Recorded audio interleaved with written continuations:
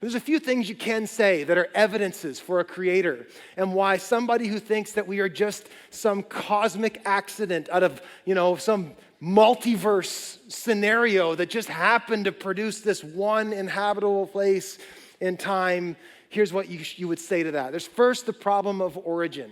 I don't care whether you believe in the multiverse. I don't care whether you believe in like Prometheus, that we're somehow seeded by some ancient alien intelligence, or you believe that it's evolution and it all just kind of happened out of some cosmic goop. Whatever your argument is, it doesn't solve the great problem, and that is this: what came before nothing? And it doesn't matter how, God, nothing. Well, let me say it like this, okay?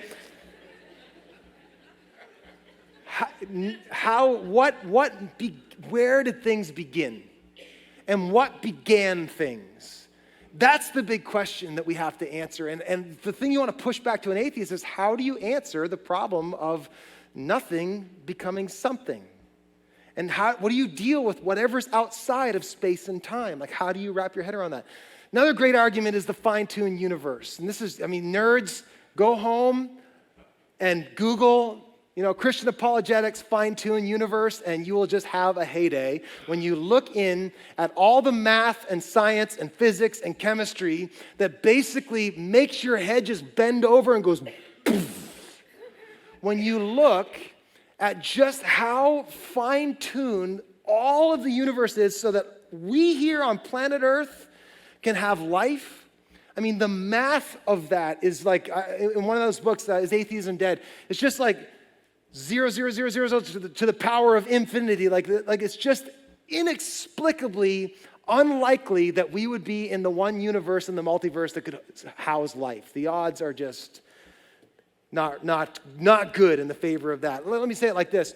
None of you would look at this iPad and say, wow, I'm so glad that in the multiverse that somehow through some cosmic chance this great piece of technology and equipment just formed itself with all the software and operating system and technology and hardware to function so that we could use it here in this moment, in this place and time. You'd say, no, somebody designed that and created that.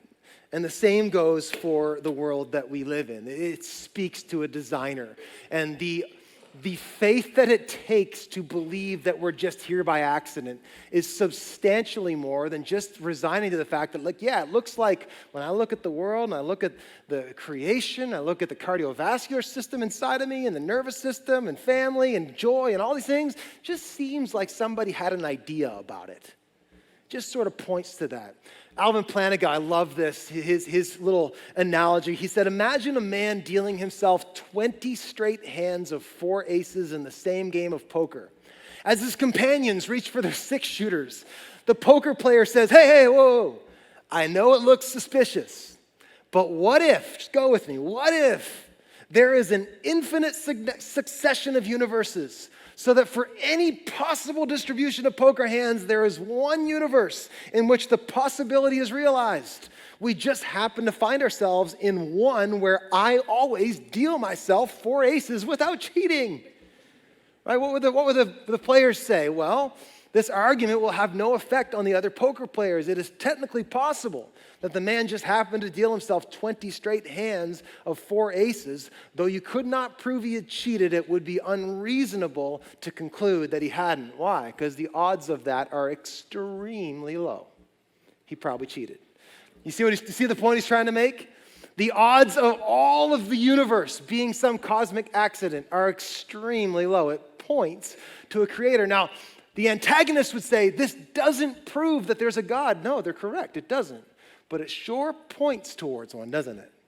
It sure points in that direction. A couple other things that point towards the existence of a creator is the idea of beauty and magnificent. Like it says in Psalms, like the creation sings, it speaks, it declares the glory of God. The skies proclaim the work of his hands. Have you ever been in a place in nature where it just sort of grabbed your heart and there was this sort of transcendent wow? What is that? Is it just luck? Is it just coincidence? Or is there something behind it trying to get us to see what is greater, to see transcendence? The idea of significance and meaning. And then, of course, human rights and morality, which I touched on that. But these are all reasons why it seems as though our world points towards having a designer and a creator behind it. But ultimately, none of these actually prove there is a God. The only reason you explain these things is to try to flip it back on a person and say, why do you believe what you believe? And what evidence do you have to support your leap of faith? Because here's some of the reasons why I believe it is logical for me to have a leap of faith to believe there is a God.